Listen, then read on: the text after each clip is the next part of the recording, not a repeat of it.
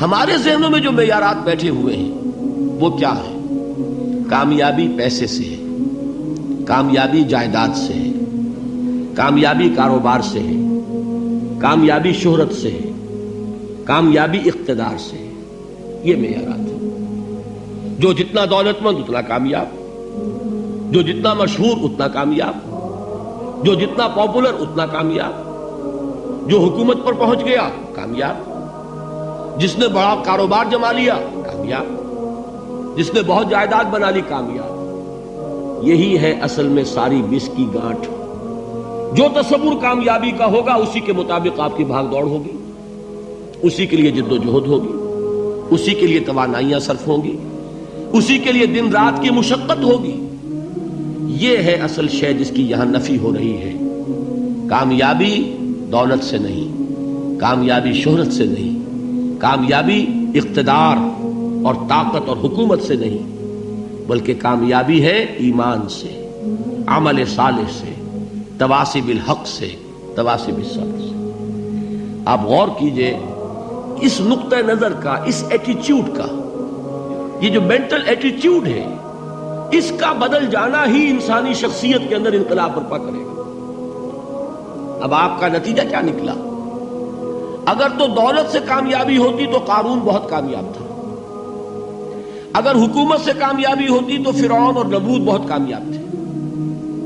کامیابی ان سے نہیں ہے. کامیابی انسان دولت میں قارون کی دولت تک پہنچ جائے اور دنیا میں دبدبہ اور اقتدار اور سلطنت اور حکومت کے اعتبار سے وہ نمرود اور فرعون کا مقام حاصل کر لے، وہ ناکام ہے، خائب ہے، خاسر ہے، برباد ہے.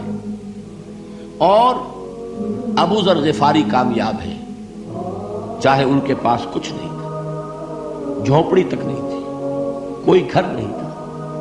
حضور نے فرمایا ہے اللہ کے کچھ بندے ایسے ہوتے ہیں جو کسی محفل میں جانا چاہیں تو انہیں اجازت نہ ملے، جو کہیں اگر رشتہ کرنا چاہے کوئی ان سے رشتہ کرنے کو تیار نہ، کہیں کوئی سفارش کرنا چاہے تو ان کی کوئی بات ہی نہ سنے.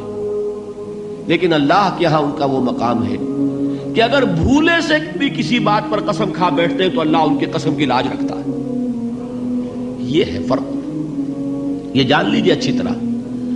اس بات کا مان لینا آسان، اس پر سبحان اللہ کہنا آسان، لیکن اس کے مطابق آپ کے اپنے ذہن کا بدل جانا بہت مشکل. اس لیے کہ ہم متاثر ہوتے ہیں اپنے ماحول سے. وہ بڑا محل ہے، دیکھ کر ایک دفعہ جھجری آتی ہے، وہ بڑی سی 20 فٹ لمبی کار سناٹے کے ساتھ آپ کے پاس سے گزر گئی. ایک دفعہ اعصاب کے اندر ارتعاش ہوتا ہے، محسوس ہوتا ہے بڑے یہ نصیبے والے لوگ ہیں، بڑے خوش نصیب، بڑے کامیاب.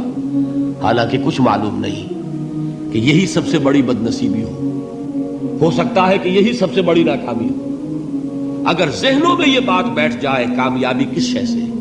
یہی وجہ دیکھیے قرآن مجید میں بارہا آپ دیکھیں اولئک ھم المفلحون، یہ ہے لوگ کامیاب ہونے والے. آج یہ آپ نے نماز میں وہ آیات سنی، یا ایھا الذین آمنوا ارکعوا واسجدوا واعبدوا ربکم وافعلوا الخیر لعلکم تفلحون. اے ایمان والو، رکوع کرو، سجدہ کرو، اپنے رب کی پرستش اور بندگی کرو اور اچھے کام کرو تاکہ تم کامیاب ہو جاؤ. تو کامیابی کن چیزوں سے ہے؟ یہ ہے سب سے بڑا سبق. یہ ہمارے دل میں اگر بات بیٹھ جائے، ٹھک جائے، تو زندگی بدل جائے گی. صبح و شام بدل جائیں گے، نقشے بدل جائیں گے، بھاگ دوڑ کا رنگ بدل جائے گا، ویلیو سٹرکچر بدل جائے گا. آج وہ ایک چیز نہایت اہم نظر آ رہی ہے، کل نہایت غیر اہم نظر آئے گی. جیسے کہ حضور کی حدیث ہے مالی ولی دنیا، مجھے تمہاری اس دنیا سے کیا سروکار ہے. انما مثلی کراکب استظل تحت شجرۃ ثم راح فترکها، میری مثال تو اس سوار کی سی ہے جو تھوڑی دیر کے لیے ایک درخت کے سائے میں ٹھہرتا ہے سستانے کے لیے، پھر وہ اپنا راستہ لیتا ہے. اسے اس درخت سے مستقل تعلق اس کا نہیں ہے، وہ اس کا گھر نہیں، وہ اس کی منزل نہیں. اسی طرح یہ دنیا میرا گھر نہیں ہے. اب دیکھیے ہم کہتے ہیں انا للہ و انا الیہ راجعون، ہم تو مسافر ہیں، ہم اللہ کے پاس سے آئے، اللہ کی طرف ہمیں لوٹ جانا ہے. کن فی الدنیا کانک غریب و عابر سبیل، حضور فرماتے ہیں دنیا میں ایسے رہو جیسے کہ تم اجنبی ہو یا راہ چلتے مسافر. لیکن یہ طرز عمل کب ہوگا؟ جبکہ یہ آیت ہمارے ذہنوں کے اندر بیٹھ گئی ہو. والعصر ان الانسان لفی خسر الا الذین آمنوا وعملوا الصالحات وتواصوا بالحق وتواصوا بالصبر. یہ ہے اصل بات جو میں نے عرض کیا تھا کہ میں بتاؤں گا صحابہ کیوں ایک دوسرے کو یاد دلاتے تھے.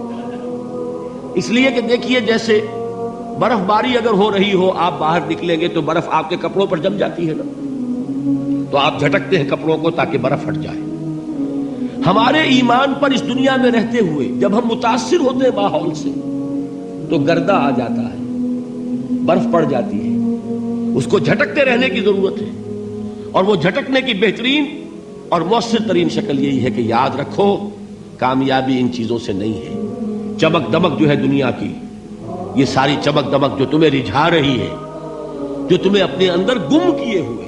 یہ لفظ گم پر اقبال کا وہ شعر یاد آ گیا کہ کافر کی یہ پہچان کے آفاق میں گم ہے، اور مومن کی یہ پہچان کے گم اس میں ہے آفاق. تم گم نہ ہو کر رہ جاؤ، اس میں مبہوت نہ ہو کر رہ جاؤ، مرعوب نہ ہو کر رہ جاؤ. دنیا ہی کی محبت تمہارے اوپر ڈیرے نہ ڈال دے، تمہارے دلوں کے اوپر مسلط نہ ہو جائے.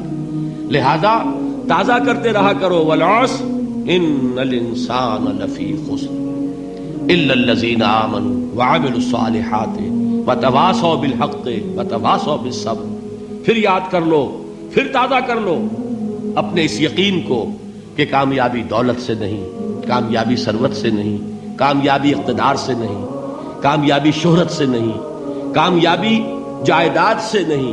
کامیابی ہے ایمان سے، کامیابی ہے عمل صالح سے، کامیابی ہے تواصی بالحق سے، کامیابی ہے تواصی بالصبر سے. یہ چار چیزیں ہیں کہ جو کامیابی کے لوازم